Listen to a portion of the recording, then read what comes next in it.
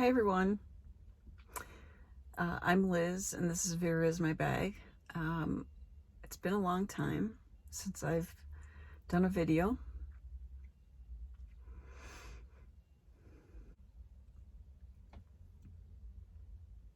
Hi everyone, welcome back.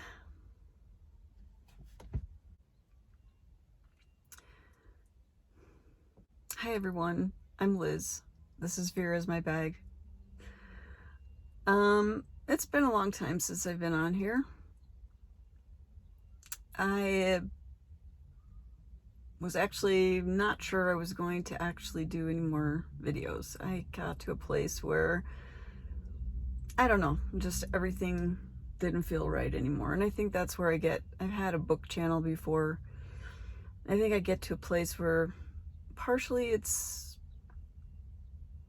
got to feel right for me to do the video. Partially it has to be I want to do a video. And I just haven't been in the mood, and I also just like no urge. I think there's a lot of factors into why it's really hard to get a video done. Some of it is, environmental at home, with the husband and the dog and the barking, and some of it is my own, inside my own head. Like, I feel like I don't have a lot to say, or sometimes I've thought of a lot of things to say for a long time, and then I can't get them all together in like any kind of note form. I feel like I should like be jotting things down all the time about my thoughts on Vera and the bags I've gotten, and I don't know why I can't just turn on the camera and show you the latest bag, or I feel like I want the channel to be a little bit more organic than that, or more about me than just about the Vera bags. And so I guess I'm having a little bit of an identity crisis with my channel. I would say that's probably more of what it is. And so it's like, I should be looking at you, but I think it's easier for me to think through my thoughts when I look away. So if I do that, I know that you're not supposed to do that on camera. I also think I'm gonna lose power here. Hang on a second. I might have to turn on my accessory. Hopefully that worked. I think it did. I can never tell if I'm actually getting power. I think I am. So, it's all sorts of factors. Is my hair done? Because sometimes my hair is just like, I haven't done it for a week. And because my hair gets more dry, I don't do it that often. It's like once a week. And then it's like, all right, I washed my hair today for a Vera video. And then it's like, all right, I really would rather have some mascara on. So just like the sort of impromptu in the house sort of thing is like, I don't always like the way I look. A part of it is lighting, I'm sure, because it's like, I do have like a ring light that I can turn on, which I should get in the habit of doing. I can't tell if this thing has actually got any power going to it. It won't tell me. Hang on a second.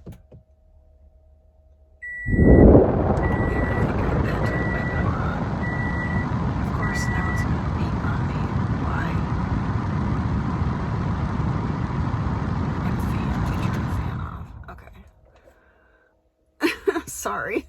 So I'm like sitting here in, it's 95 degrees, maybe. And I was at the physical therapist, so I just stopped in a park that's down the street. And it was cool in here when I first started messing around, and then my battery's gonna die. And I tried doing it with the air conditioning on, it was too loud. So basically I'm just gonna roast. I crack a window. Let's crack a window. So I'm in a park with a bunch of little kids and a splash pad, so hopefully it's not too loud. I backed up to the entrance so you can't be distracted by people walking behind me.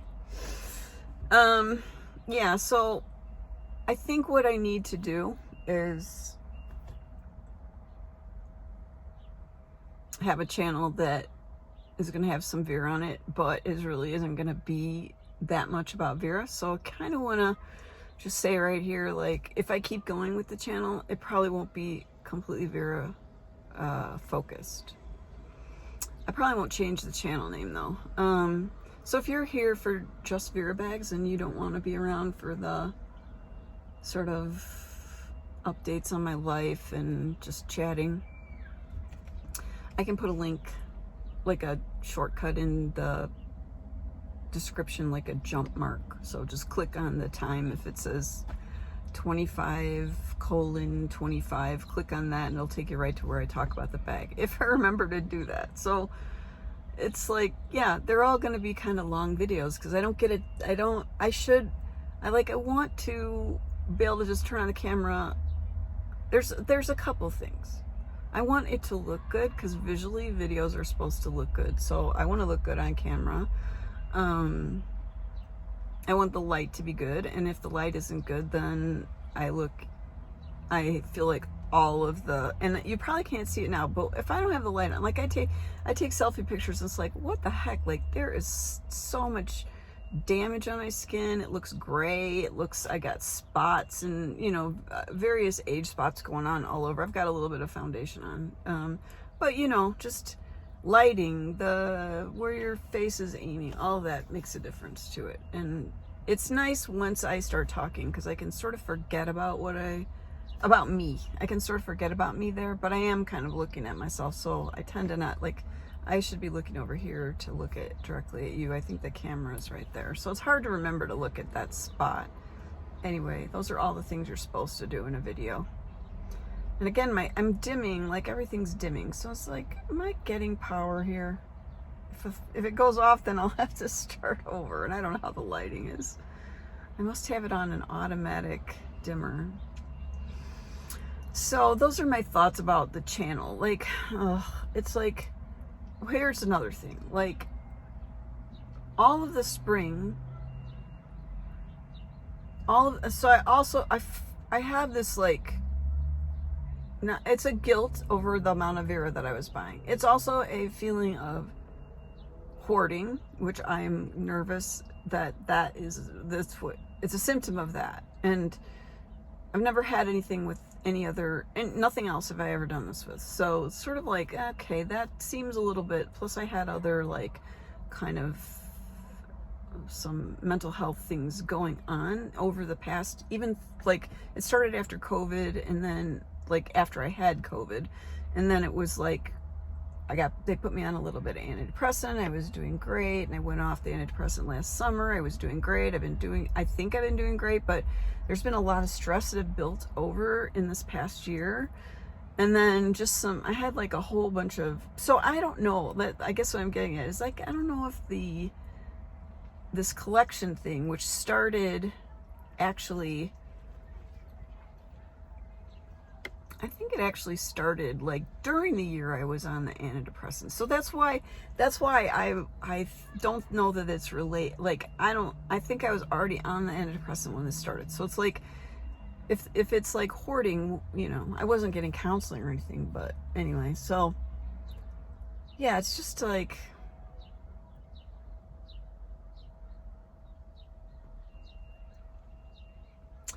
yeah, these videos are going to be like, and I might pause a lot and think, and you're just gonna have to sit through it. I was watching a gardening channel. I think it's Appalachian.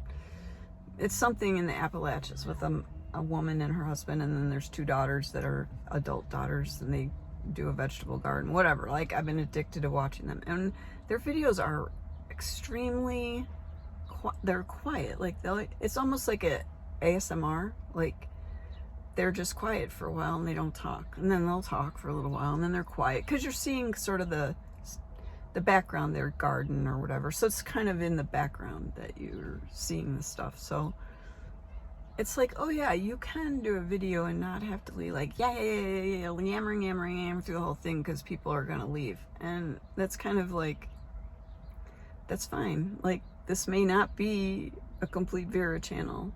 I mean, I always have Vera with me, so it's not that I'm not going to show you my Vera.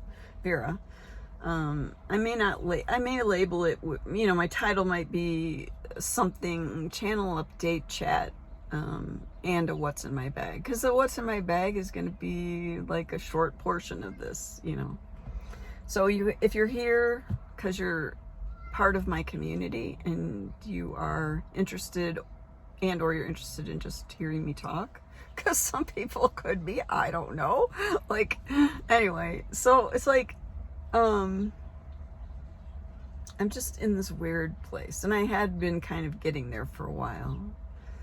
And I've never been an uploader, like a constant uploader, so I never hit the you know, I never, like, my channel, I still grew from like 400 to, I don't know where I'm at, 475 right now over the past year. And that's okay. Like, I'm not looking to try to get to monetization or any of that kind of stuff. If my channel numbers go down, I don't really care. Like, this is more about me and you and the people that I'm friends with on the Facebook group, and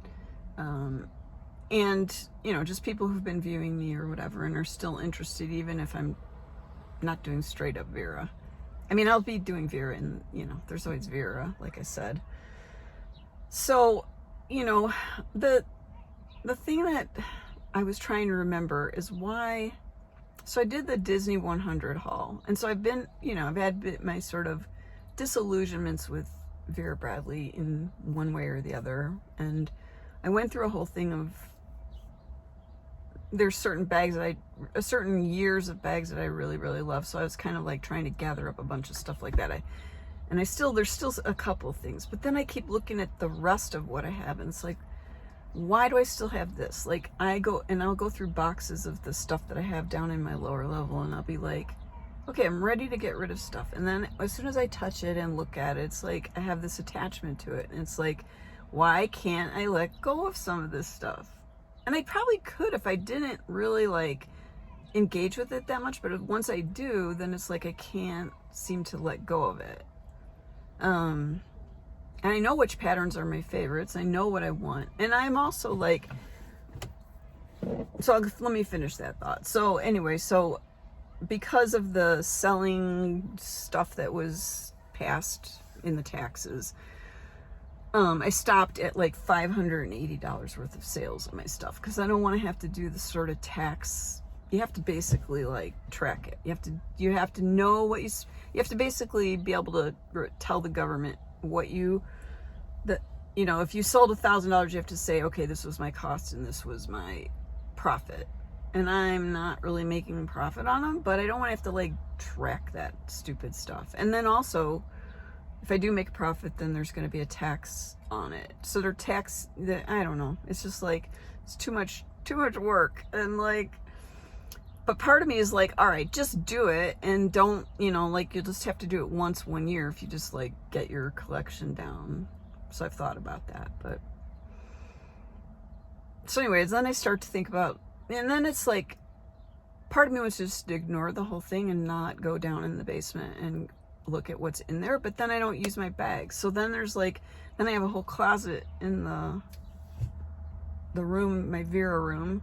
There's a whole closet there full of stuff, but because the door's always closed, I don't like go in there. And like, I could, but I'm busy. Like, I'm doing all sorts of stuff, so I'm not in that room as much as I was in the winter. So I'm not looking at the things I have to change out. So like, that's the other thing. Like, I'm in a bag for almost a month, which is absolutely, you know, like, I could do a what's in my bag once a month, but that's silly. So then I'm like, oh, I should change my bag more often so I can do videos. And then that whole thing is like inorganic to me. It's like, okay, I don't know. I don't, like, do I really, like, I was a person who I bought a purse and then I had it for 2 years and I bought another one. Like, you know, and I didn't really have pouches and all that stuff. So it's all about the art, really, of Vera Bradley. That's what it is for me. It's about the art.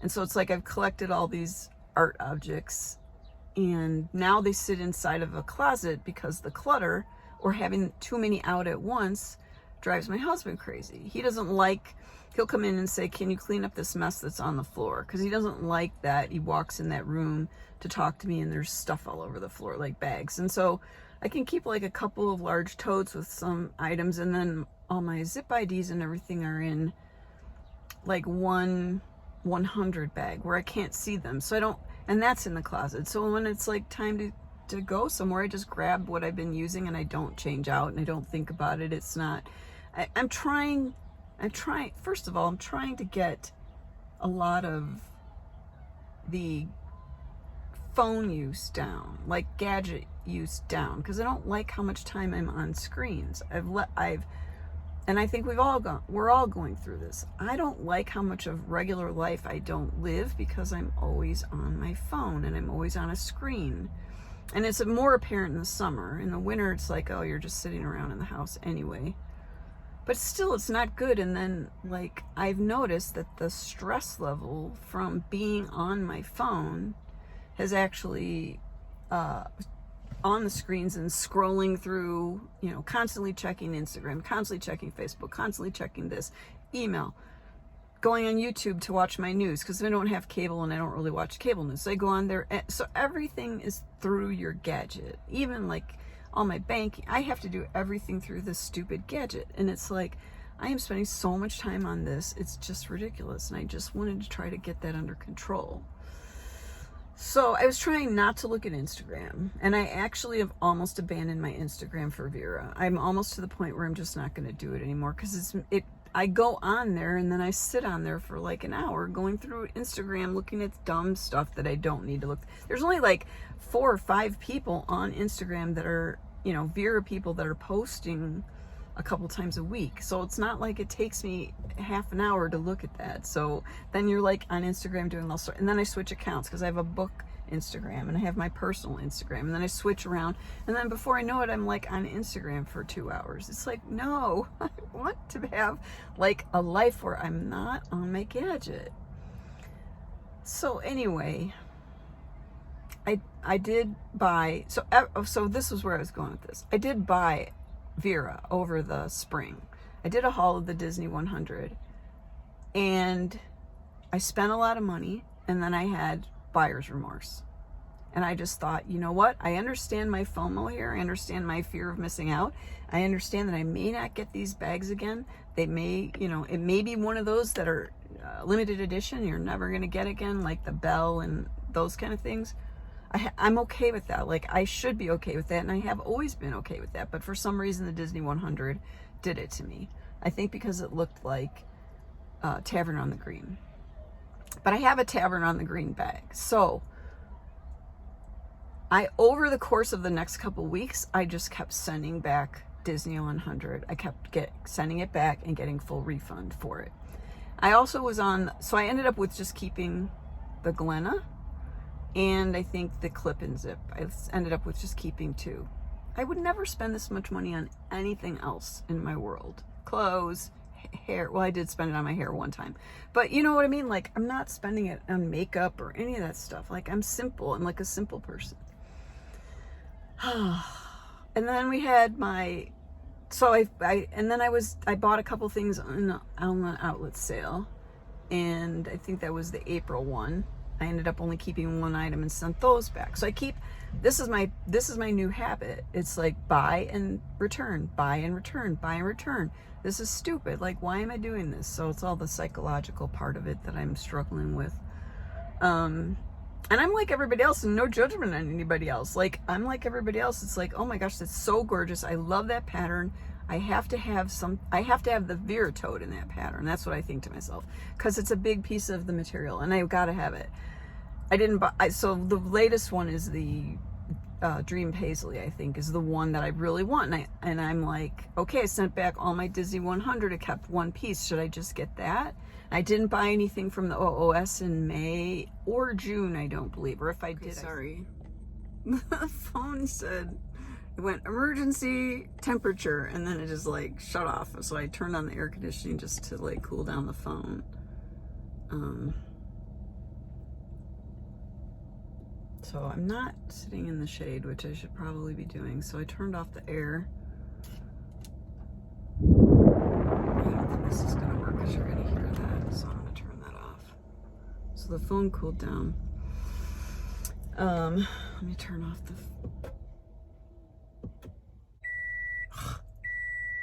I wish it would show me if this thing was charging.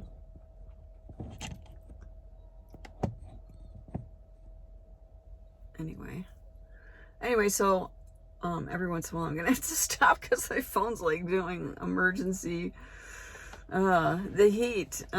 Anyway, so apparently it got too warm in here, so I don't think it's gonna help if I open the windows, but it could. But I think the phone is kind of sitting too much in the sun. I don't know if I can find a place.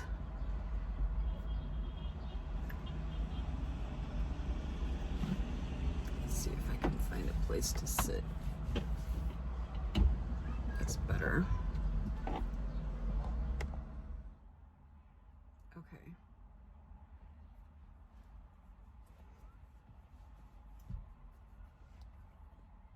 Not trying to look all sexy here.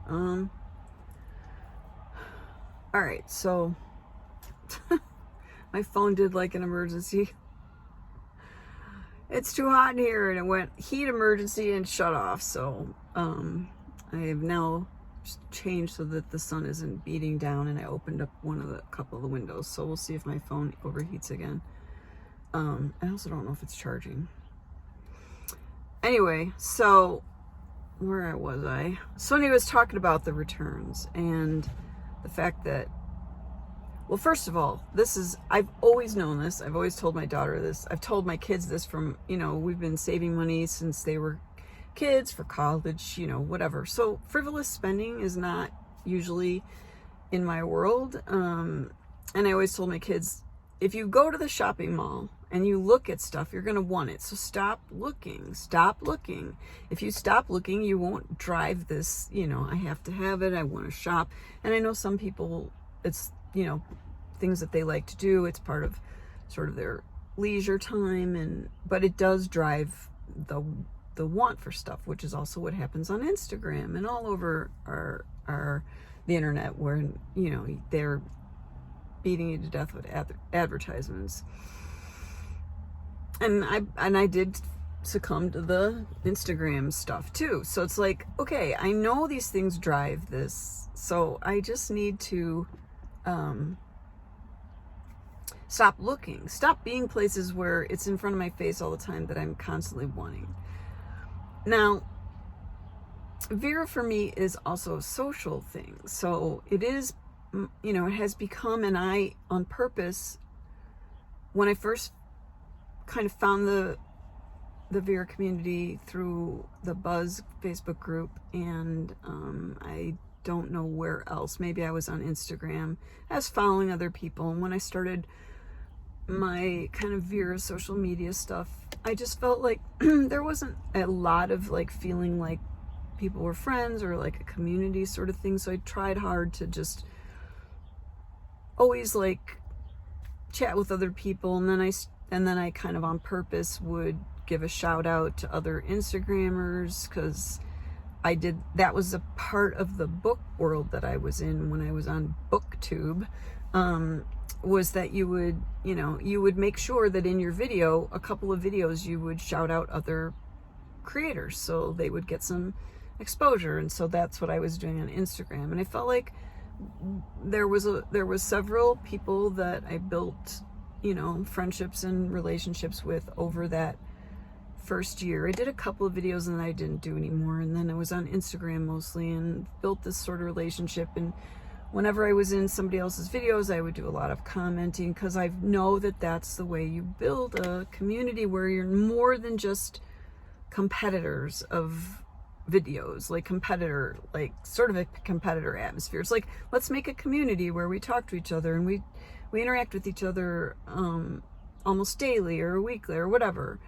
And so I was able to develop that with quite a few people, and they also said that they felt like we had more of a community going, and I was happy to hear that, because I had that before, and I was happy to be part of it, and I still am happy to be part of it.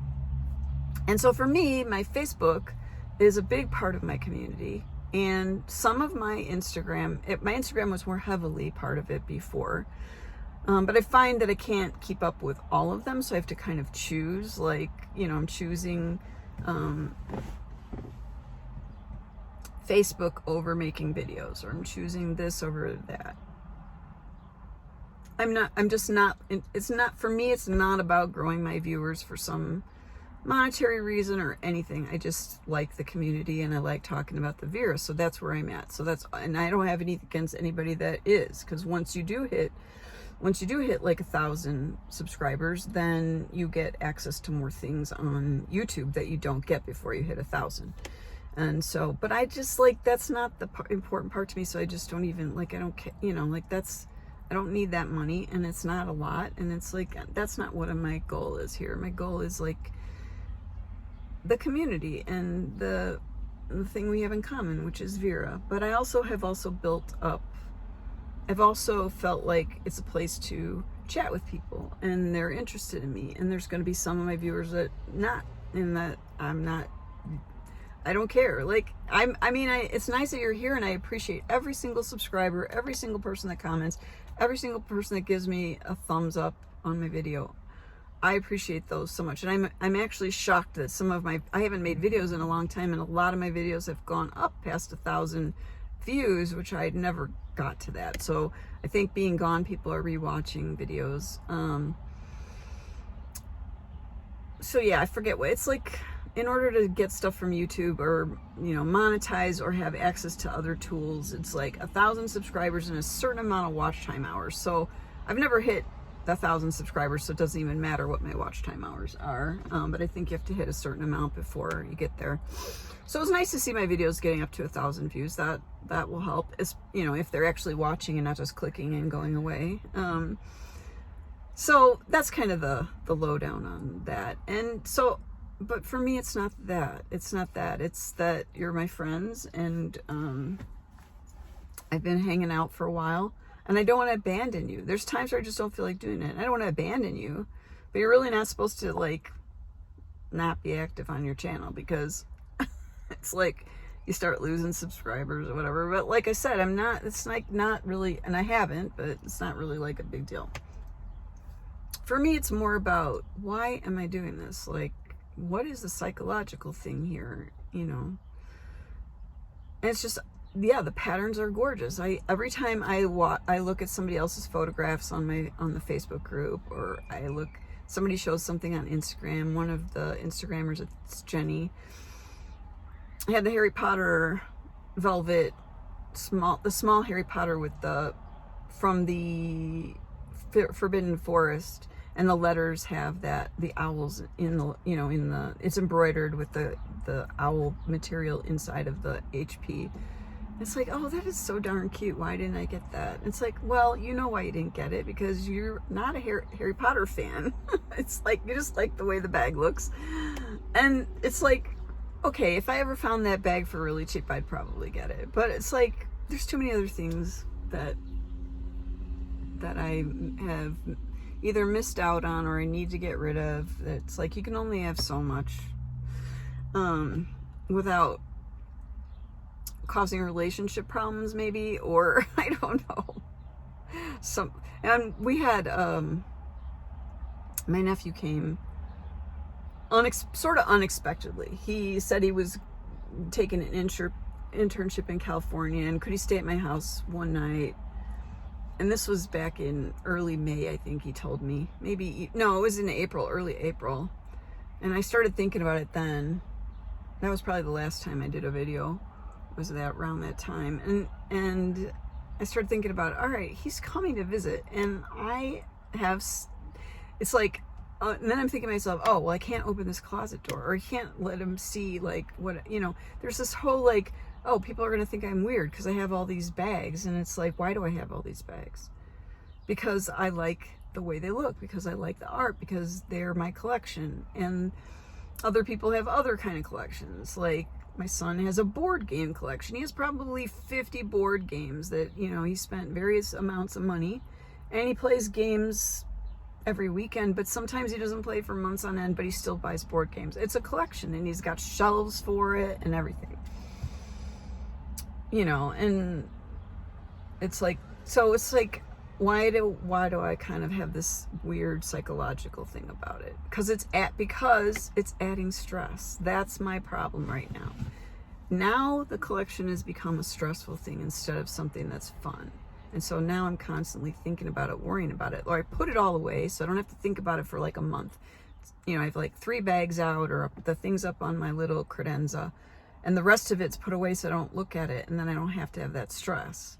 So when I realized that I'm like buying and returning, I'm feeling stressful about what I have, I'm feeling like I have to hide something, or that I can't have people visit me and open the closet. That's when I started feeling like, okay, I neither need to deal with my own mental state, or I have to like do something about it, because I don't want to die with, and I told my daughter the other day, I'm like, if something happens to me, all the Vera goes to you, because you'll take the time to at least figure out what it's worth and sell it. And I said, but my husband is like, no, I'm just going to give it all the goodwill. He's like not going to do anything.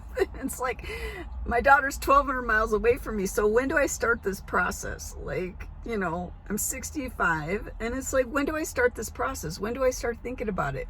And that brings us to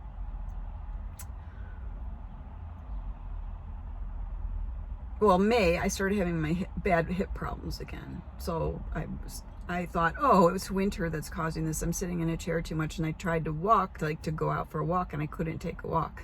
Like my legs wouldn't work. Like I have to like kick one leg out. I've got a hip problem. So I went to see a hip doctor.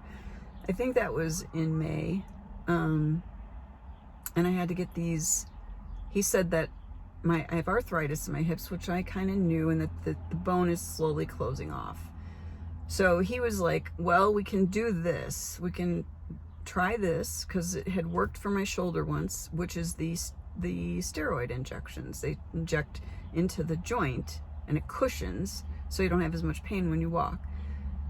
And I said, is it really painful? He's like, well, this is probably one of the worst painful ones of the injections. And I knew my arm didn't hurt that bad, so it's like, all right. So I have no idea how. I don't know how long the needles were. I don't know anything about it. Trigger warning for needles. But it was like he went in from like my upper thigh up into the hip joint and injected the stuff in there, and it was like, oh, it's like this really, really deep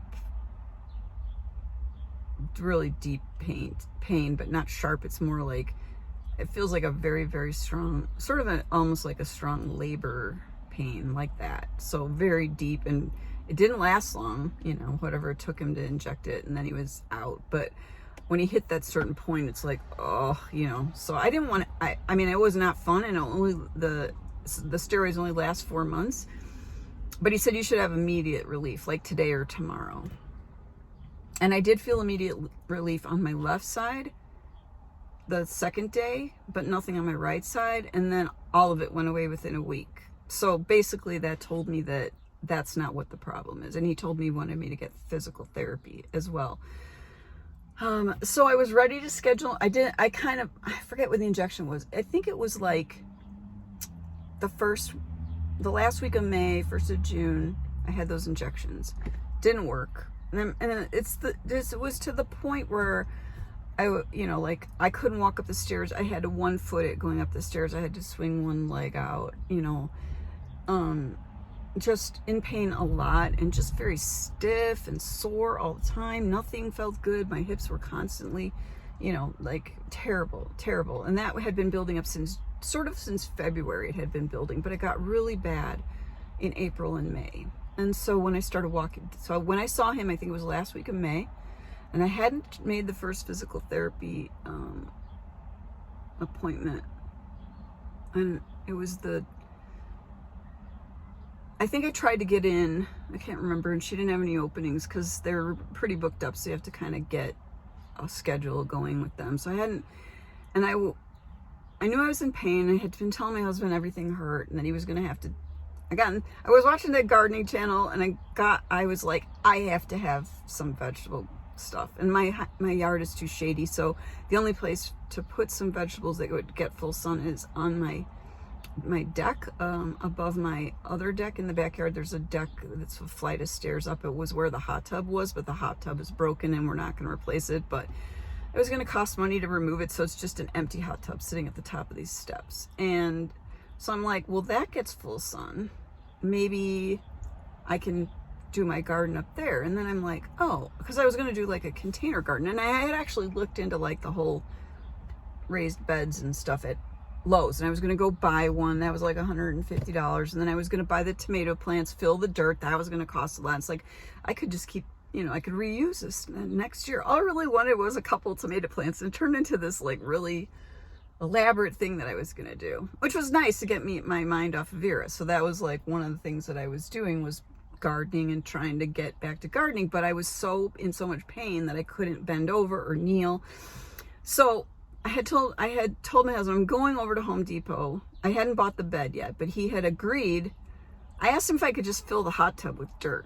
And at first he was like, well, I'm like, we're never going to use it, right? We're not going to remove it, right? And he's like, yeah, but, and I said, I could take the weight, right? Because it can fill with water. He's like, yeah. And it's like, all right, why don't I just get like those big grow bags? They have these big bags that are black that you can buy off Amazon. I'm like, why don't I just get those? And the first year I'll do it in those. I'll put them inside the hot tub, and then I'll fill those with dirt, and then I'll be able to put my tomato plants. And then I decided to get zucchini, and I got yellow squash. So it turned into like this big elaborate thing on top of the deck, or it was going to turn into that. So I had bought the grow bags, and I was going to Home Depot to get soil and buy a couple of plants. And I was in Home Depot, and I tried to pull the soil out from, you know, one of those big, I don't know, it was 20, I forget how many, it's two cubic feet, but I don't know what it weighs. It could be 40 pounds. I have no idea, but I'm trying to drag it out and just get it on and there was nobody at Home Depot to help me, and I'm trying to drag it onto the bottom of the cart I had, and I was just failing terribly, but I actually ended up kind of getting it on the cart. But then I felt like, oh, did I just do something to my back? Like, it feels like I twisted it, or, you know, and then it stopped. Like, I didn't feel anything. So I went and checked out, and I asked if they could, I went to check out, and I didn't have my wallet. It's like, that was the other thing that I was going through. Vera sometimes makes me feel disorganized because I leave things in other bags, and they're not all together. So I left the house without my wallet. Great. So I get all the way there, pick out my dirt, I got the plants, and I don't have my wallet. I'm like, oh my gosh, I can't believe this. So I didn't even have to deal with somebody trying to like come out and put it in the trunk. So I'm like, all right, I give up. Like, I've just spent like whatever it was trying to figure out what I want, getting the soil, the plants, and I don't have my wallet. So I'm like, maybe I'll come back this afternoon. I just left my cart on the side, and I was going to go home. And driving home, you know, I'm sitting in the car, and I'm like, oh, did I hurt my back? I don't know. It's like, kind of feels funny, but it wasn't really bad. So I got home. It's probably 11:30, 12. I'm like, all right, I'm going to take some ibuprofen just to get ahead of it. Already my hips hurt anyway, so I'm just going to take the 3 ibuprofen. And I've been on this intermittent fasting, so I don't eat anything until like 2 or 3 in the afternoon. That's my first meal. So I had gained back, like, I don't know what I gained back, probably 12 pounds since January. I think I had gained like 10 or 12 pounds back. So I was like, I really need to get walking so I can get this back off again. And that's another update. But so I was in pain. I'm like, I'm going to get ahead of this because I've already been in pain because I'm trying to do some exercise, and that's not working out. So I took the ibuprofen, and I knew I needed to eat something. I'm like, all right, you got to eat something. You can't just take the ibuprofen on an empty stomach. I always take my meds at night or later in the afternoon. So I took the 3, I got an avocado and a tomato, cut it up. I'm like, oh, this is nice and healthy. I got an avocado tomato with salt or whatever. And I sat down at the table on the deck in the back, right by the patio. And I kind of wolfed it down because I was very hungry. So I wolfed it down really fast, and I'm like on my phone and doing stuff. And it's like, yeah, after it a little bit later, I'll just go back out and get my stuff that was at Home Depot. See if there's any other errands to run. So like, I don't know, it's probably like 20 minutes later, or not even that long. And it's like, oh man, my back is getting worse. Like, what the heck? All of a sudden I got pain, like, it's like the middle of my back, like the middle of my back straight into the front of my chest. And that is, I've pulled that muscle before when I'm trying to do something with my arms that's too heavy for me. And it's like, okay, all right, so maybe it's not my lower back, because that was what the original feeling was. Oh, I just did, my lower back was bothering me driving home. No, it's not my lower back. Okay, now this is like, I must have done something to the middle of my back. So it just kept kind of getting worse. And I had taken the ibuprofen, so it takes about 30 minutes for that to start like kicking in. And it's just getting worse and worse and worse. Like, I'm like, oh my gosh, I really like pulled my back out. Like, holy cow, what is going on? And so my husband came up and I'm like, this is really painful. I don't know, because I told him that I thought I pulled my back at Home Depot. I'm like, I have no idea what's going on. Like, I'm dying. Like, it's hurting really bad. And so I'm sitting in the chair and it's getting worse and worse. And I'm like I had a pillow like under here. And I'm like, what the heck? It's like, oh my gosh. I'm like, well, my ex-husband used to have back problems, lower back problems. And he would be like, get on the floor and put his legs up so his knees were bent and it took the pressure off his lower back. Well, there was no way that I could get on the floor. Like, I was in so much pain I couldn't sit, I couldn't lay. Like, I was standing, and then it was like, okay, sit in a soft chair. I'm like, this is getting so bad, like so bad. And it's straight through here and it's wrapped around the underside. So I thought I had pulled and I'm starting to kind of lean away from that side.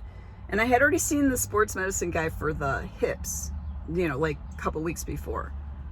And so it was like, this went on for, I don't know how long. I think I made it to like 2:30 or something. Yeah. And my husband, maybe 3:00. My husband's like, if you are going to try to go to the doctor today, you should probably call, because if this is getting so bad. I told him, I'm like, there's no way that I'm going to be able to sleep. There's no way I'm going to make it through the night. Like, this is so bad. So I called my sports medicine guy, and he didn't have an appointment. So I got the other sports medicine guy that I'd seen before, young guy, and they got me. I'm like, I don't know what's going on, but my back hurts so bad. I can't take it. I'm not going to be able to and they were like, it's so bad. I just can't and so I got an appointment like 20 minutes later. We went right over because they're close, and I go in and they do all sorts of, the checking in process or whatever. And I'm like, oh my God. Like, so bad. I couldn't breathe. It was starting to get where I couldn't breathe. Now I can't breathe. Now I'm having center chest pain and I can't breathe. And I'm like, I never even thought that it could be like heart like that. Because I had all the heart tests years ago, because I was having what I thought was palpitations, and I have no plaque, and my stress test was perfect. There's no plaque. My heart doctor said there's nothing wrong with your heart. You have no plaque buildup at all. They did like that whole dye scan, checked for any plaque in my arteries. There's nothing. And so it's like, that never even crossed my mind. So I'm sitting on the table and the doctor comes in and he's like, what's going on? I'm like, I hurt so bad. I think I pulled my back. And I said, I don't know what to do. Like, I took 3 ibuprofen. It's like right here. It's going all the way around this way. I think he asked me what my pain level was. And I'm like, a 9. Like, it's like so bad I can't sit here. I can't. My husband drove me over and I could barely, like, every bump we went over was just so excruciatingly painful. And he said, I don't think you pulled your back. And I'm like, I didn't? No? He's like, no, I don't think. He said, what you're describing is you didn't pull your back. He said, my first inclination is you have a blood clot in your lungs. And I'm like, that, that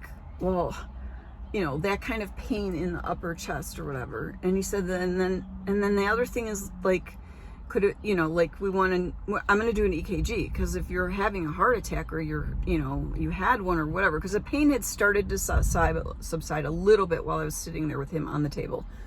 He said, if you're having a heart attack, we need to know that, because, we need to call an ambulance and you're going straight to the hospital. So we're going to do an EKG, and I don't think they did an x-ray. I can't remember. I don't think they did an x-ray. Maybe they did do an x-ray. So they did the EKG. It wasn't that. I think they might have done the x-ray and there wasn't anything. And he said, I don't think it's a blood clot, just based on the fact that you haven't had that in your history. And I don't think that's, nobody in your family's had that in their history. So he said, he said, but you know what?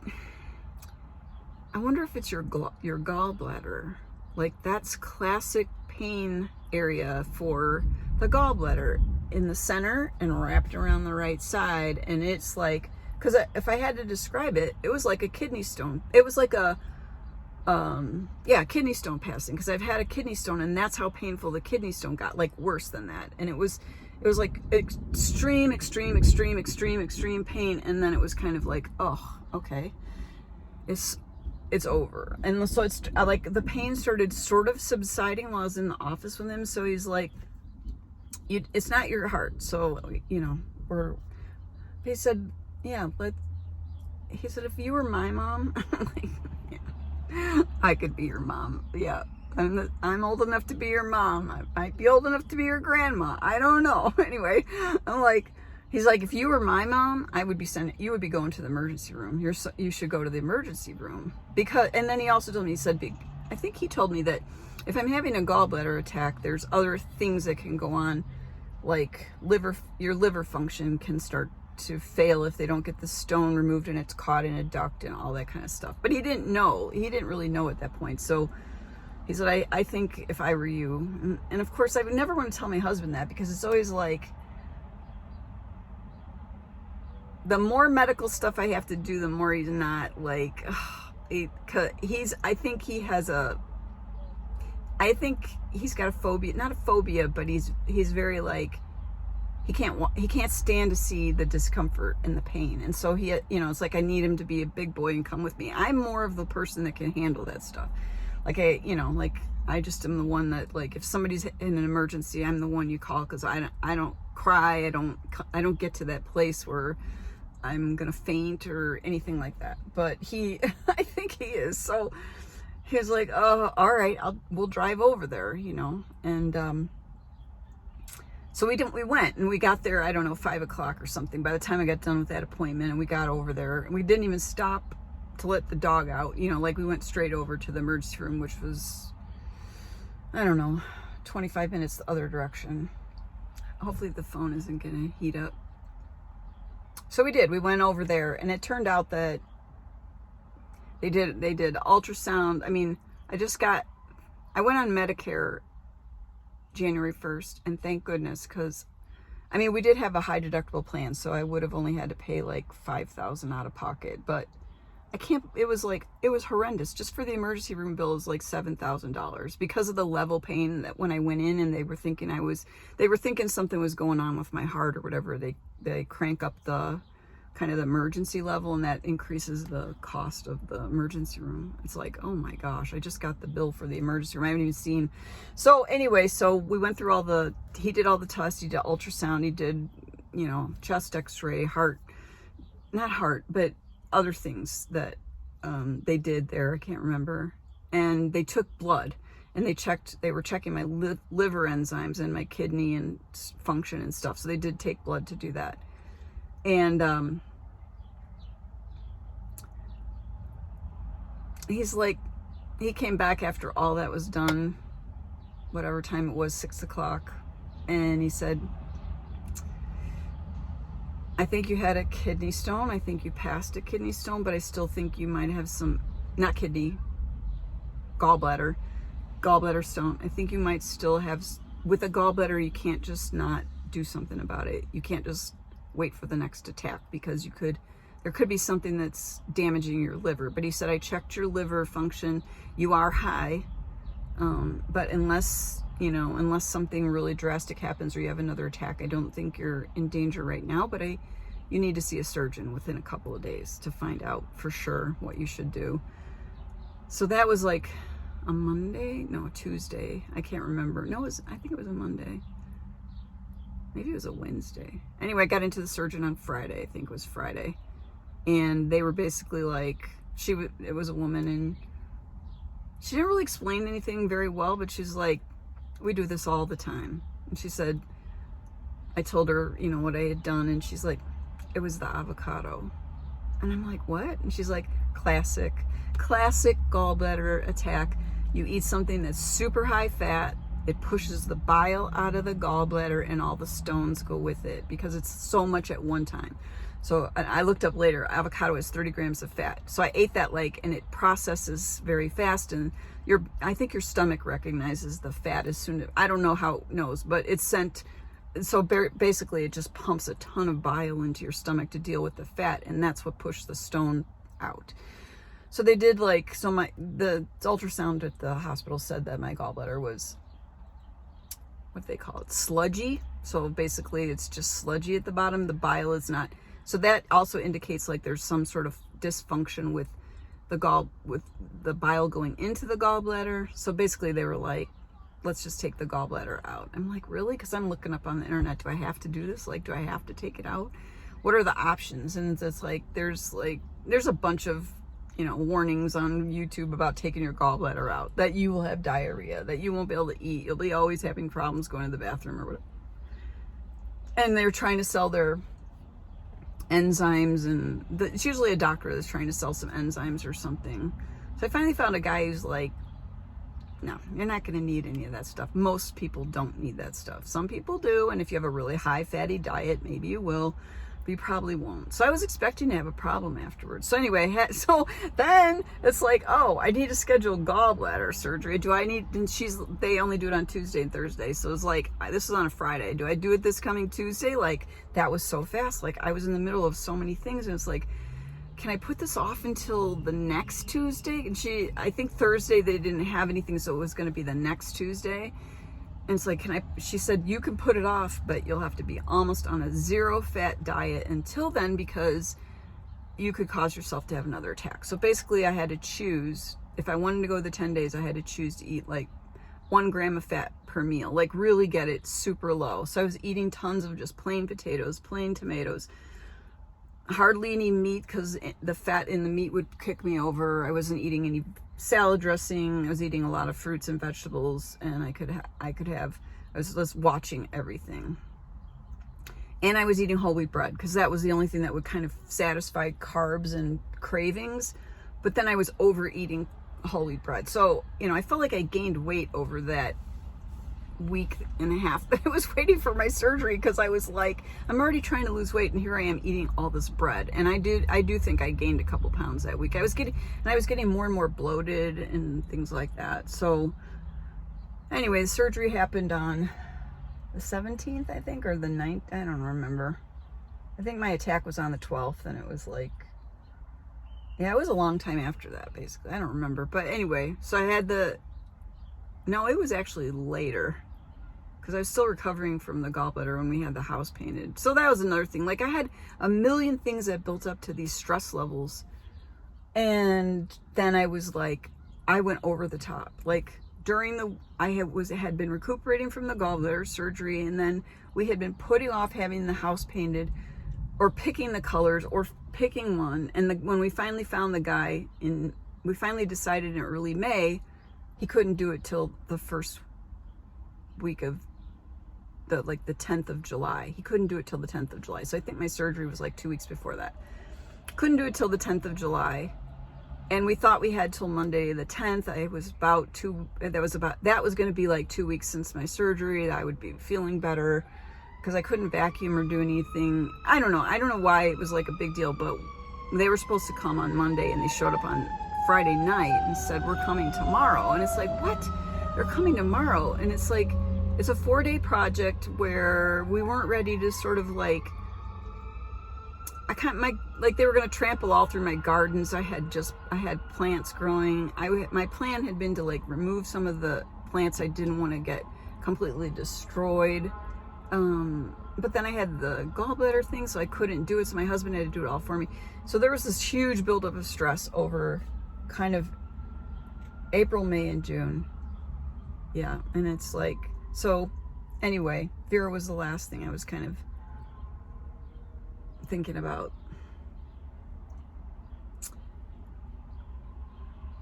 And again, I just, that helped me sort of ignore Facebook, ignore Instagram, ignore any of the online outlet sales. I didn't even open the online outlet sale in June. And I don't think they had one anyway, because there was the annual outlet sale. So I think I ordered a couple things in May, maybe not. But everything I got, I kind of ended up sending back. It's like, I see the stuff on the online outlet sale. I see what everybody else is getting, and I'm like, oh, I want to get that too. And it's like, no, you're already not using what you have. Why are you getting this? So yeah. So I did succumb twice to ThredUp. Not succumb, but I thought to myself, there's a couple of things I missed out on long ago.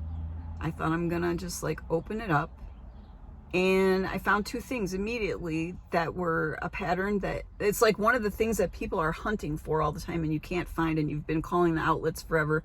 Does anybody have it? Does anybody have it? Sold out. It was limited edition, only once kind of thing. And I saw two on ThredUp, and they were in somebody else's cart, I think. And I just put in the auto buy. If they went out of somebody else's cart, I was going to auto buy it. And I did. And they were very inexpensive for what they were. I still was at like the $50 or $60 range, maybe more with the shipping. I think I got free shipping at $59. So I think it was above there. So basically I think they ended up being average $30 a piece. And that was fine. So like if I do that once a month, I'm okay with that. And then there was the July OOS, which I ended up shopping. I wasn't gonna, and but a couple of things from like the Belle collection showed up, and those are the kind of things that you can't find. So I went ahead and I had showed them to my daughter because she's a big Beauty and the Beast fan, and she doesn't like most of the purses. She'll get a tote or a backpack in it, but she doesn't use it that much. But she just kind of really liked the whole Beauty and the Beast. And when that pattern came out, I didn't really show her the collection because it was full price, and I wasn't going to buy a bunch of stuff for her at the full price. So I just didn't even show it to her. So when it was in the OS, I sent her a picture of a couple of the small items, like the little cosmetic and the charm. And she's like, oh my gosh, I love that. And the color's perfect. It's like a red pink. It's perfect. I'm like, so I grabbed that for her. I also sent I had a bunch of backpacks this is the way it works. I've had a bunch of backpacks that I was like, I could part with these. I don't really need to keep these. I should just ask my granddaughter, because she always wants backpacks for school, and they're not that, and I was willing to give up even like Forbidden Forest. I have a Forbidden Forest. I was willing to give that up for my own granddaughter. So I put a bunch of them. I lined up a bunch of them. And because she had told me that she really liked the Sweethearts and Flowers, that pink pattern.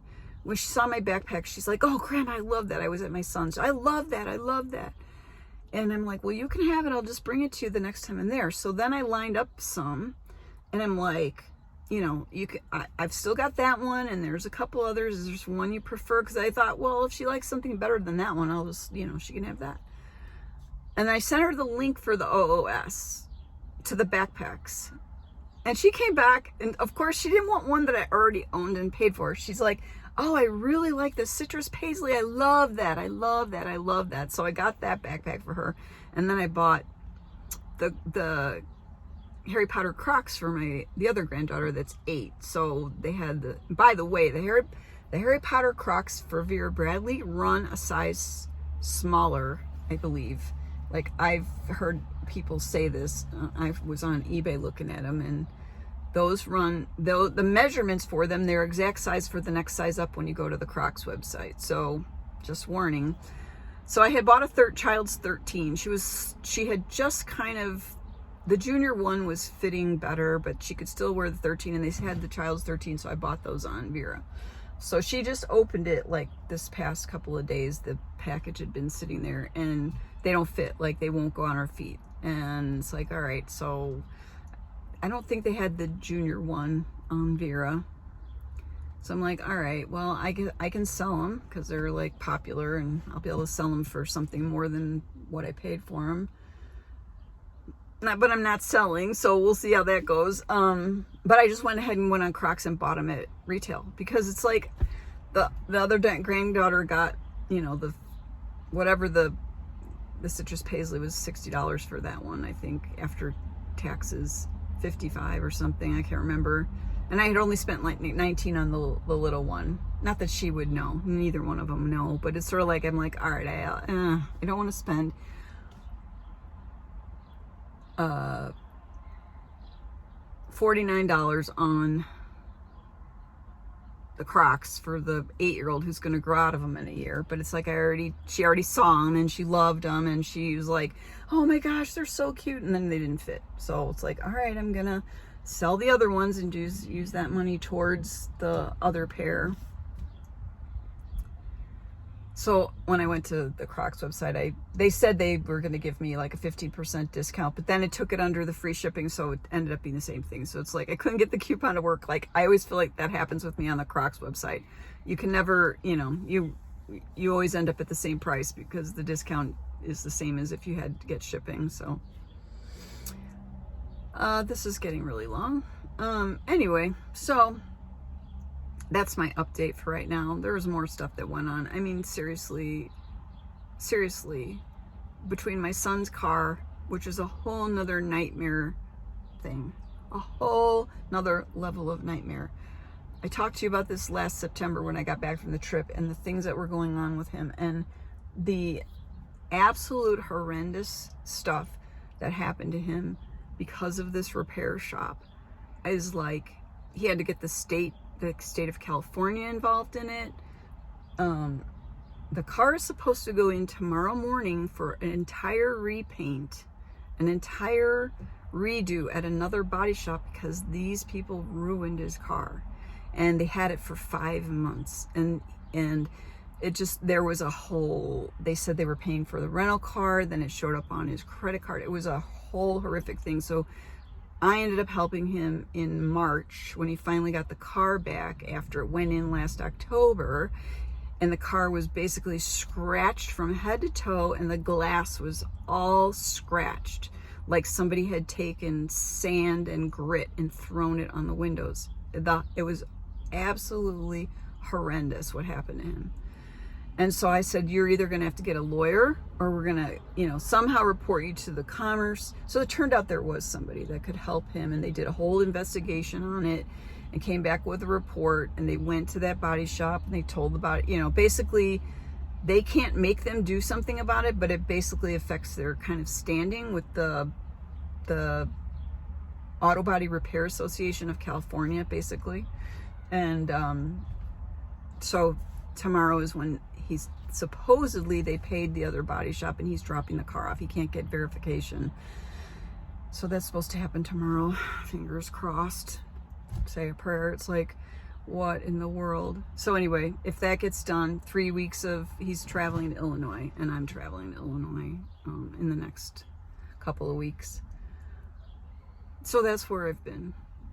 Lots of stuff going on with all sorts of stuff in my family. My mother, of course, is a whole nother story. That's a whole nother thing. And that's a whole nother stress and horrible internal thing where, I'm fighting with myself about what kind of daughter I am. What am I, I haven't spent enough time there. The phone calls are so painful. I'm not calling her enough.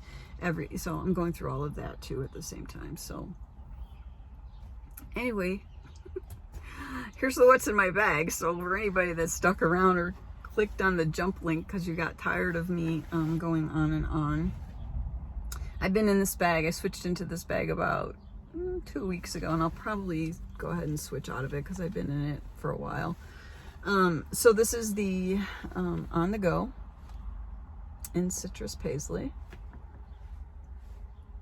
I don't know how the lighting's in here is picking it up, but you've got, mint and orange and gray. I found this. So during the time when I was like really attracted to Citrus Paisley, but that was still high. I mean, Vera has raised the prices so high that you're not getting below. It's ridiculous. So 50% off is, you're paying even more almost than feels like when you just had a 25% off sale at Vera. Like it's absolutely ridiculous. So anyway, I found this.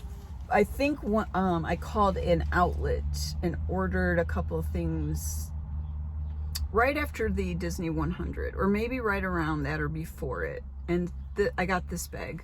It was at an outlet marked. It had been moved from the, because at that point Citrus Paisley had gone on the OOS, I believe.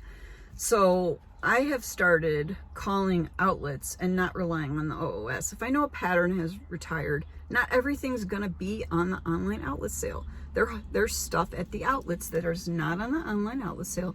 If you can't find what you want on the online outlet sale, or it sells out really fast, call an outlet and have them search the system for you for what you want. So anyway, I called an outlet for another bag, I think, and this was, I believe this was there. It's also possible this was on ThreadUp. I can't remember, but I know I didn't pay, I think it was like close to 25. My new goal, that's my new goal, is every bag is going to be between 30 and 25. But 25 to 30, I'm, like, in most cases, that's what I want to pay to get new bags. It's thundering out. So that's what I want to pay to get new bags. And I really, really had to fight myself over the new hobo bag, especially in some of the patterns that came out.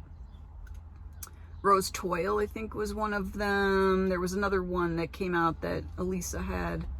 It was Elisa that I'm like, Vera Bradley bag of the day. That's the one. It's like, I want that bag, and she can get them, she gets them kind of earlier, and I'm like waiting around for a year and a half to get cheap, and maybe I'll find it, maybe I won't, and I'm kind of okay with that. Like, that's sort of what my shopping was like with Vera before I started getting into the whole thing of FOMO. Like, I gotta have, that was, the Disney did that to me, and the Hummingbird Park did that to me, where I bought stuff right away the first couple days. Other ones I've never done that with. That's the first time.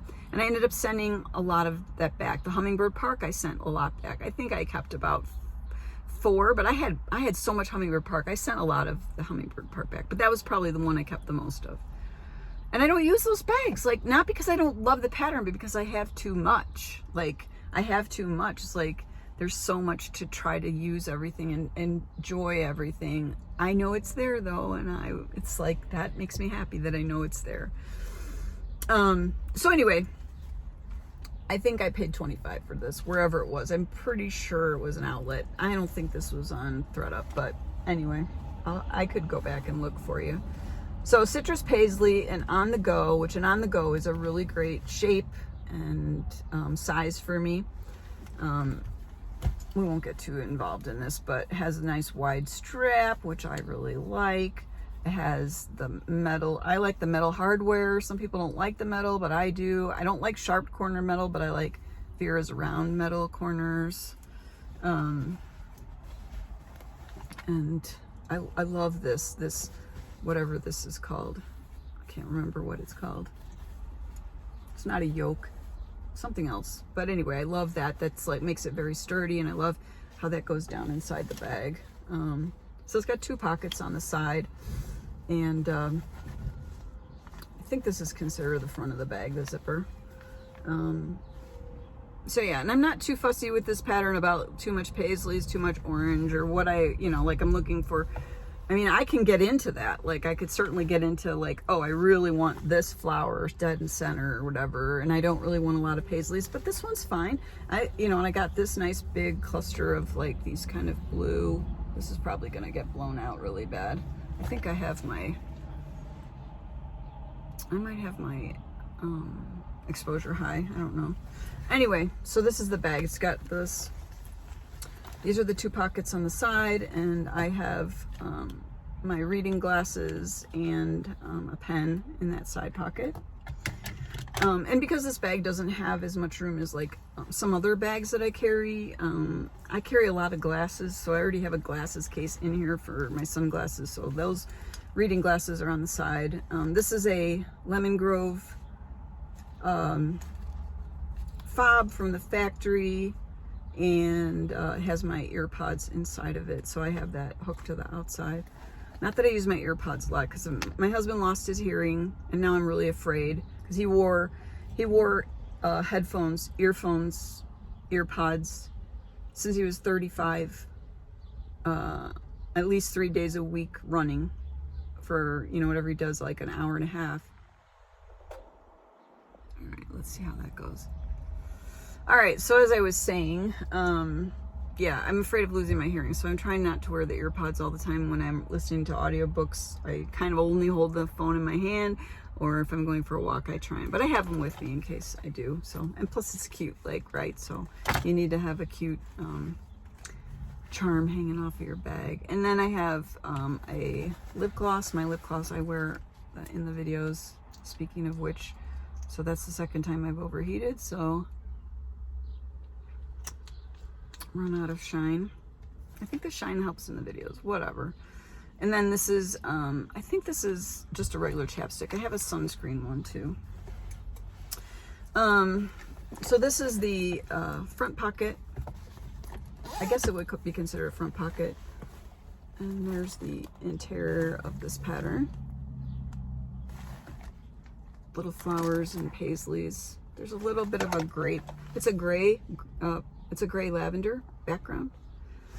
So this bag is more heavily on kind of the orange, has orange rather than pink in it. So I've been trying to look for accessories that were a little bit more orange to go with it. But this one works okay. This has, well, this has orange in it. This is my Vera tissue holder, which are hard to find. By the way, I saw one on ThreadUp. I'm always afraid to, like, there's nowhere for me to share it that I saw it. It was on ThreadUp and it could still be there. So you have to like do a lot of hunting because it was there, but that was probably the last time I bought something and nobody had seen it. It was like buried, so it could still be there. So anyway, the tissue goes inside there. So these are very rare, hard to find. And so this is Pink Pirouette and it has some orange in it and sort of citrusy. So that's why I chose that. And then I just have pack of gum, and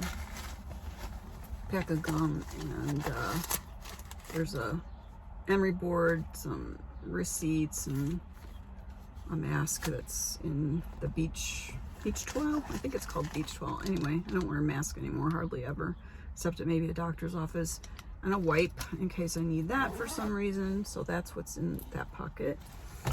And then you've got this nice these are the plastic zippers, which are really wonderful. Of course, all the newer bags don't have the metal zippers anymore. So that's nice. It's a little bit narrower of an opening, which I didn't think I liked before, but now I've had a wider mouth opening and my stuff is falling out all the time. One of the newer bags that had a wide mouth opening, I ended up returning that. So anyway, so it's because it's not as wide of an opening, I can go like this and not everything fall out, or lean over in the store and not everything fall out. So that's kind of gives you an interior shot of it, of what I've got in there. So I don't have anything actually in the pockets. Some kind of tissue I was using is in one of the pockets, in the back, in those front slip pockets. Oh, now I need battery.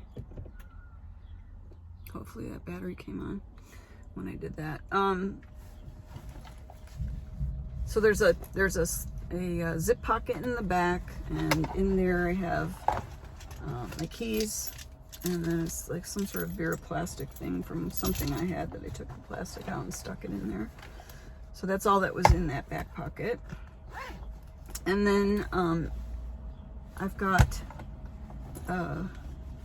my facial sunscreen, which my doctor's like, like, you can see some suntan now. Part of it is from being outside, like stepping outside for like 10 minutes to do my garden, and it turns into 30 and I don't have any sunscreen on, and then I get some suntan. Plus I have a little bit of like, I use a foam suntan lotion, like foam, to give me a suntan look when I'm not actually going, I don't want to like lay in the sun. So my legs I use that on and stuff.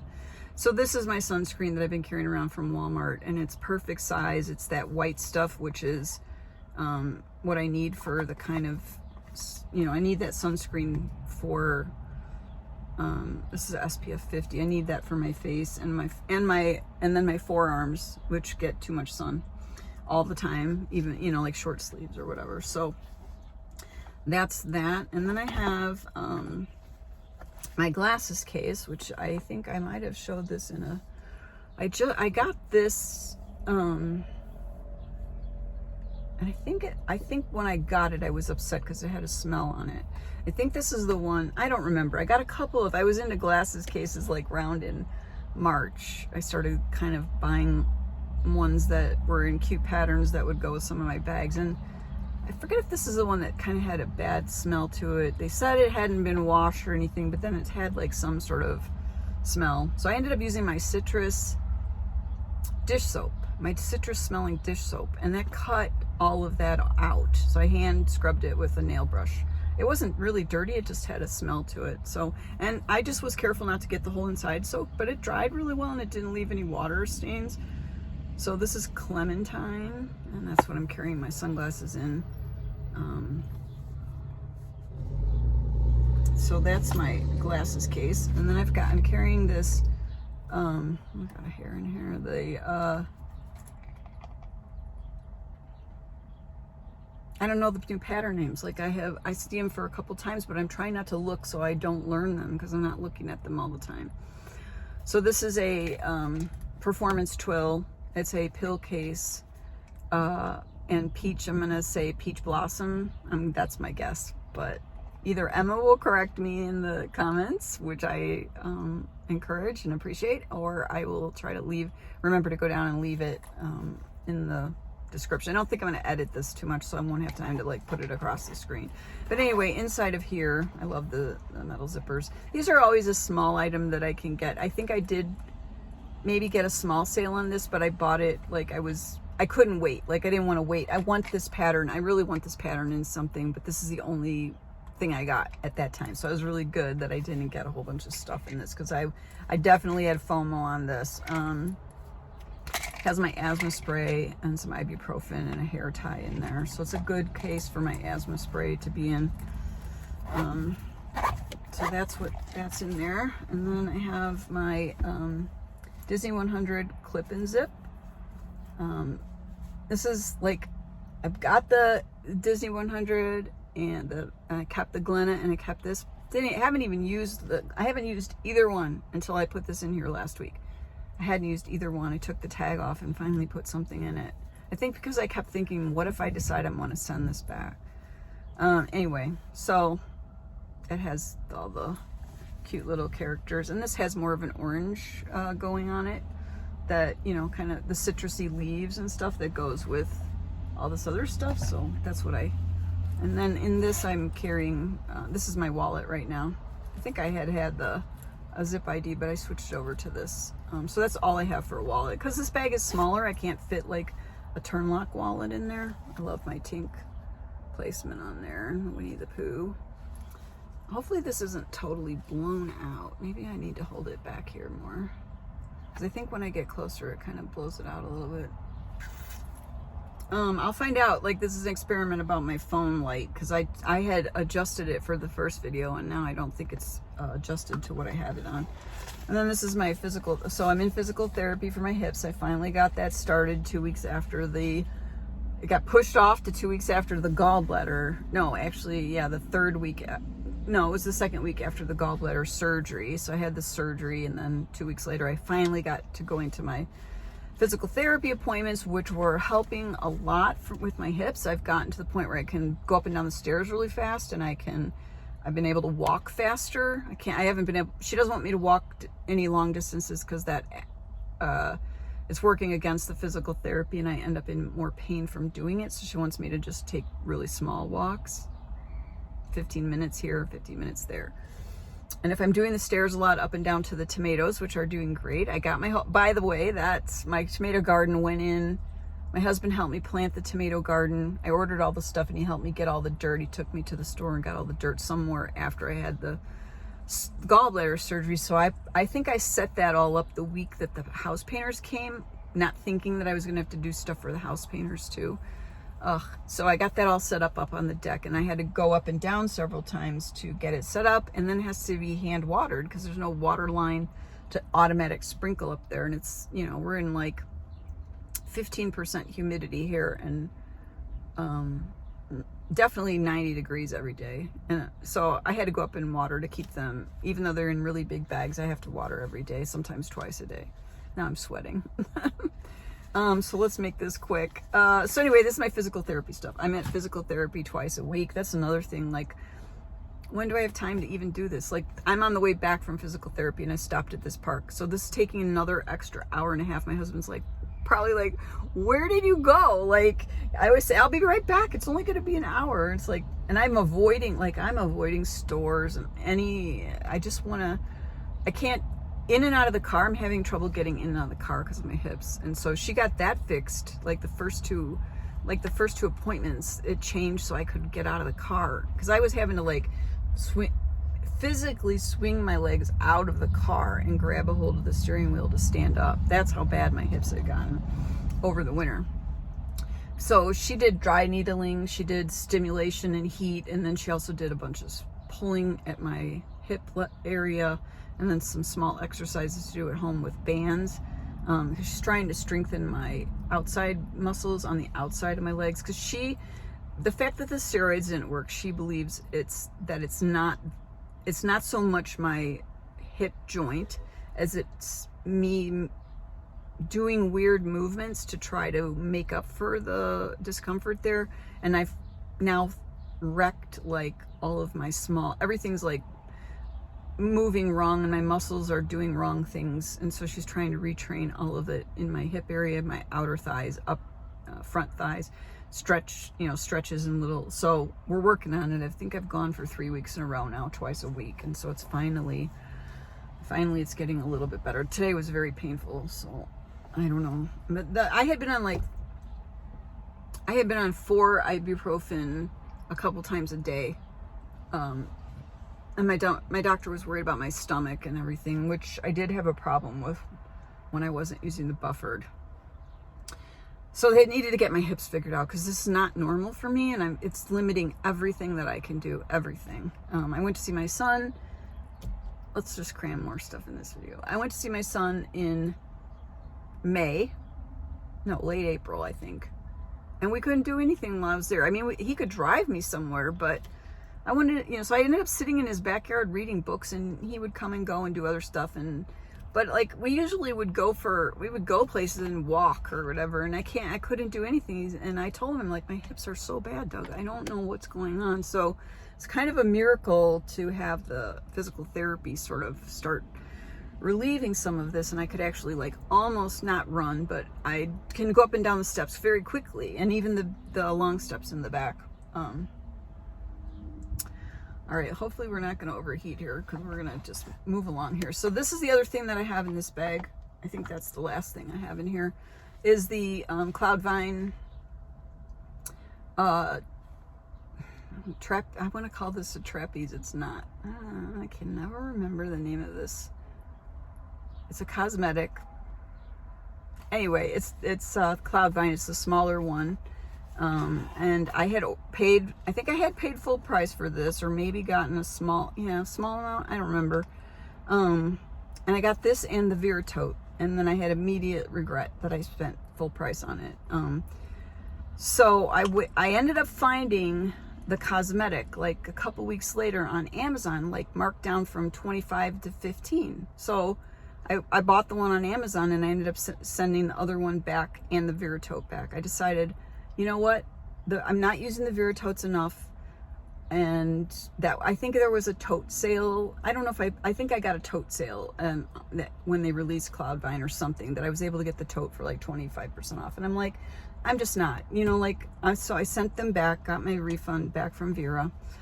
And I do want to do a video about sending things back and refunds, because I had a really great experience with everything that I sent back, with using the online Vera return system. Really great experience. And so I want to just go over that, because I know people are afraid of using it. So anyway, this is the cosmetic. It's got the plastic on the inside. I can't remember what it's called. I want to call it a triangle, trapezoid. I don't know. I know there's a large one and a small one. This is the small one. So that's the only thing I have in Cloudvine, other than my little backpack that I had found, that custom backpack in Cloudvine that I had found on eBay for, that was expensive. I think I paid like 80 or 90 for that. So so that's good enough for me for cloud buying for now. If there's something that ends up in the outlets a year from now, I'll get it. But right now, I'm gonna have to be satisfied with this little thing and the backpack that I have. So that's the inside of it. So that's what this bag fits as far as size. I could probably fit one more item in there. Maybe another sunglass. I could probably fit a bigger wallet. I went down to that smaller because I was in a Zip ID from, like, I hadn't changed my bag in almost a month and I switched to this one. So I like the way that this corner fits into that corner of the shape of this corner. So that's the way I set that in there. And then I've got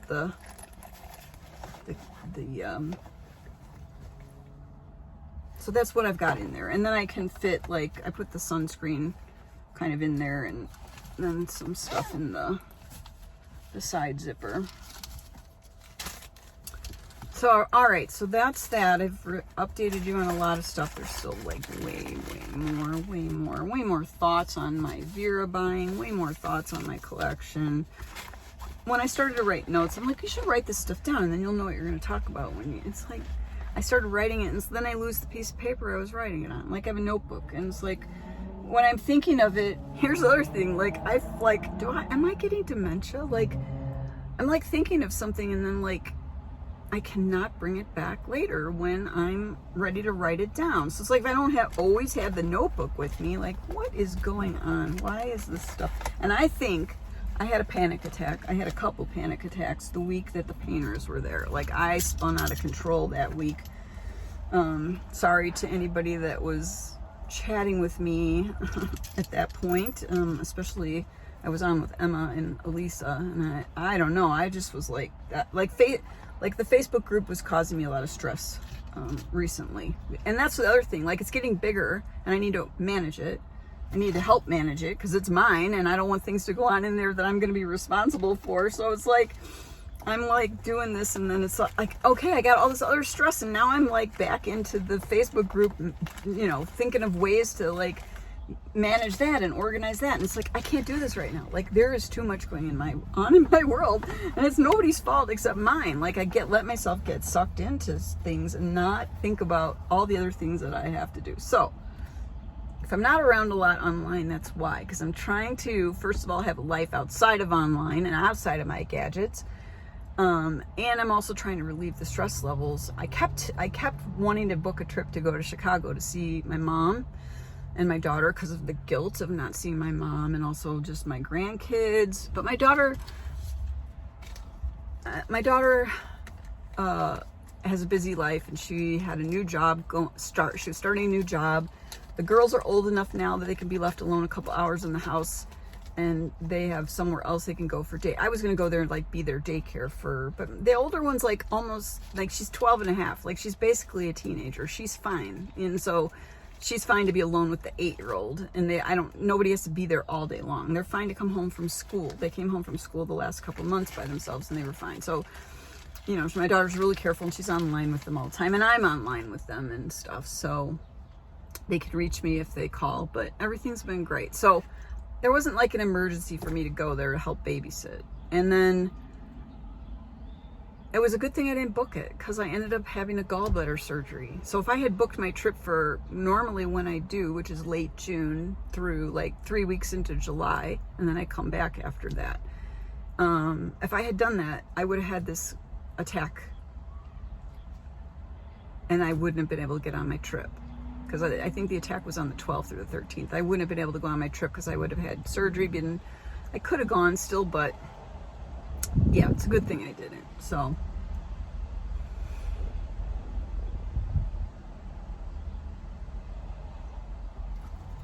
real quick, while we have the camera going, because I always forget.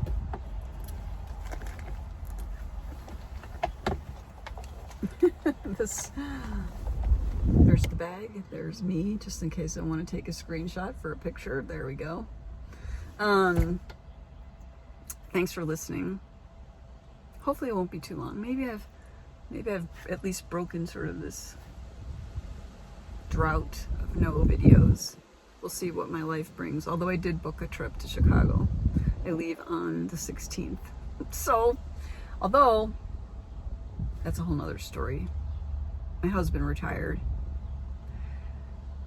He's worked from home all his life. I have not. And the last 10 years of me not working, I stopped working when the second grandchild was born because I was having anxiety about the fact that I couldn't be there for my daughter for the second baby, and the husband was not cooperating at all. And she was by herself. There's no other family there that was helping her, and I was having all these like anxiety things. And that was when my husband said, "You know what? The small amount that you're bringing home now," because I had to reduce my salary when I came to Salt Lake because I was making a lot more money in Chicago. So I had to reduce my salary. And by the time I got done with all the monkeying around, driving, paying for parking, and then I went to part-time. And once I went to part-time, which I didn't realize, they weren't taking FICA anymore. Like the company said, you can go part-time, but you basically have to be like a contractor. And we're not going to take taxes out. You'll have to pay your own taxes. And so I didn't realize what that meant tax-wise for me. So it turned out like after I was doing that, for a year and realizing, like my take home is like ridiculous. It's ridiculous what I'm taking home after all of that. So it's like, my husband's like, just stop working. Like, yeah, it's nice that you can, have the extra money for, and I had bills to pay off from, kids being in college or whatever. Like I had bills to pay off and things and I always kept my debt under control, but there was things I was working on. I also felt like I could always help my kids if they needed it because I had the extra money coming in. And there was just something psychological about the fact it was my own money. So I stopped about 10 years ago.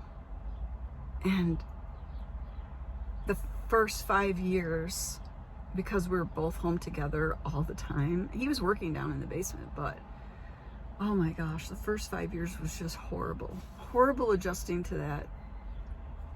Like he was up and downstairs constantly wanting to know what I was doing, sort of like checking up on me. It's like, that's not how this is gonna work. This is not how this is gonna work. You're not gonna he's like making lists for me of things that I should be doing. Like, I'm like, no, this is not how this is gonna work. I mean, anyway, and he started giving me money as an allowance because I was always, using all the money that I was making for what I needed. So whatever. It's like, so psychologically, the adjustment to that was really hard for both of us. And so 5 years in, we were still struggling with that. And then, so when was, I was still kind of struggling, but things had gotten better before COVID, and then things got really bad during COVID, and then things were bad right after COVID. I had to go get counseling. Things were bad after that, for a variety of reasons, my own mental health, and then also how he was behaving and all that. So, we've been married we've been together 25 years, and we've been married for almost 20, I think. I forget, but like close to that. So it's like, yeah, you're driving me crazy now because we're both in the house together, but is it like, am I leaving? Like, is it that bad? Like, I'm gonna leave? Like, that's not fair. Like, and it's because we're in the house 24/7. So we had just gotten everything we were doing great. Like the last year and a half, 2 years have been great. Everything's been going good. And then in March or May, it was May. It was actually March, because I went on Medicare and I started taking my Social Security early, a little bit early, a couple of years early. And he's like, "Oh yeah, I gotta still work until 6." He's 2 years younger than me, and so he's like, "I still got like at least 2 more years to go. I can't retire." It's like, and he hates his job, hates it. COVID, the supply chain, all of that messed up his job so bad. And all the companies are behaving terribly because of it, and they're treating employees worse because of it. It's terrible. So basically, he's just been miserable with he's a salesperson. He can't he gets paid on what gets delivered, and he can sell like crazy, but they can't deliver anything. So it's like, he has a base salary, but then there's a commission, and he couldn't qualify because the company couldn't deliver anything because they don't have enough workers in the manufacturing. They don't have enough workers in the warehouse. Everybody quit work. Everybody stopped working. So it's like his job became extremely painful because it was all about the company saying, sell more, sell more, sell more, and we need more money to come in the coffers. But we can't deliver the product, so you're not going to get your portion. And we're basically not going to, we're going to get them to pay us.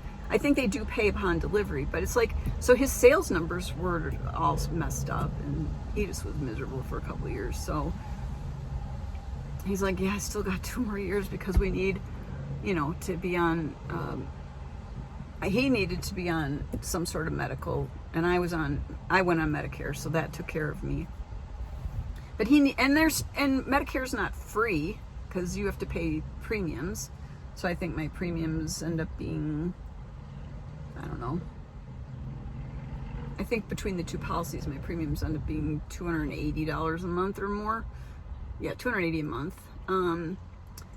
And his work insurance was a lot cheaper for him. When I went on his work insurance, that drove it up. But mine's like $280 of a premium from Medicare and then I have a supplemental policy. And then you have to get a separate dental and vision. So I was on his dental and vision. So he was like, I can't leave because we still need that medical insurance for other stuff. And on top of that, he doesn't qualify for Medicare for another 2 years because he's 2 years behind me. I said, you know what, why don't we just look at all the numbers? Like, can't we just figure out, like, could you afford Cobra? Could we afford to pay Cobra for you, which was going to be outrageous, until you go on Medicare? So he really had, like, by the time he retired, he only had, like, 1 year and 5 months left before he can go on Medicare. So he had to look at what the premiums were going to be on Cobra for him. I think he only pays, like, for himself at his work, he only pays, like, a $20 copay twice a month for everything. And for me, I added on like an exorbitant amount because they give it basically free for the employee, and then the spouse they charge the extra for. So he was getting it really cheap, but going on Cobra is going to drive it up to the $650 range a month for the insurance that he had with Anthem. And he's like, I have this. So anyway, he also didn't want to go on. He knew he wouldn't have any income at all if he left work. But he found out that he had a pension that he could get, and that will replace, I think, half of his salary, and then part of mine. And then I've got my Medicare, my Social Security replaces kind of my allowance that I was getting from him out of his paycheck. So that's kind of how we've worked it out for our age. So anyway, he decided to retire. And that was coming up on July 10th. That was just an arbitrary date he picked. And then I was going to be gone. I was going to try to go to Chicago. I would be gone. I'm like, I hope you're okay that I go when you retire. And his home office is in Rhode Island. There's nobody out here but him. He's the sales manager for this territory out here. And so, the rep for the territory out here. So he was not going to have like a party, like a retirement party or anything. And we don't have any family, and he didn't want to do something with the neighbors, so there wasn't going to be anything. So, but then I had the gallbladder thing, and then the house got painted, and then he retired. And like, this is what I'm getting to, is now there's nothing keeping him busy from 8 o'clock in the morning till 6 o'clock at night or 5 o'clock at night. So now he's really like constantly like, he feels like he's being lazy because he's not doing anything because he just retired. So he's looking for all these projects to do around the house, which end up being like, oh, can you help me with this? Can you help me with that? So I'm actually lost more time from him retiring than what I had before he retired. So that's kind of the crazy stuff. So yeah, I had a couple of panic attacks that week that he retired, and the painters were there. The whole thing, like, I don't know why, but it just like sent me over the top, and super high stress from other areas of my life, feeling guilty that I hadn't booked my trip yet, all of it. And then afterwards, my daughter's like, see, Mom, it's probably, and she kept saying, you don't have to come here. Like, you don't have to come here. I'm like, yeah, but I need to see Grandma, and that's the only time that like Doug can go there, and we can be there together. Doug's going from California. We could like We need to like, and then they went on strike in Hollywood, so my son, you know, that was all affecting my son. So was he going to be off? Was he not going to be off? You know, they called him back for a couple weeks, and now he's, you know, now he's not working. And so it's like you couldn't plan anything for him either because of all that going on, Hollywood strikes.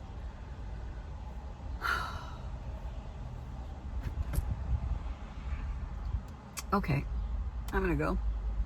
This is probably an hour and a half. Watch it when you can. It doesn't matter. I'll put a link for where I started the review of my what's in my bag. What's in my bag? What's in my Vera bag? So yeah, my plan is to switch out of this bag because I've been in it 2 weeks already, and I do have a couple of things. I did find a couple of things at outlets for pretty cheap. You know, calling around, like, that's my new thing. So I need to do a video. I need to do a video about that, how I call around and how I return things, how I play the system, how I play the Vera system, how I play the Vera game. Oh, it's even worse of a game now with all their changes. So yeah, and I have updates to tell you about bags I bought and things I got. I did get a couple of things that were from ThredUp that I spent like 25 or 30 on each, and I got a couple of things from some Vera outlets that I spent 25 or 30 on. So I want to show you those. So I will do like a haul, and then I will maybe combine that with how I find things. How do I find things and not give into FOMO, which is like, I just know I gotta wait. Like, I gotta wait. There's a whole bunch of bags that are in the hobo. I want one of those hobos, but I want one of the patterns. So I have to wait for them to go to the outlets and then call and see. And they can look in their system and they can tell me which outlet's at. They can order it for me. Shipping is $100 at the outlets, so that makes it a little tough. Then I think, all right, if I'm saving all this money, $10 for shipping, because that's what they're going to charge me for the shipping, am I really going to make, like, I end up sending stuff back and paying $6 to send it back. So I don't know. Anyway, it's a game. It's a big Vera game. I'll talk to you later. Bye, guys.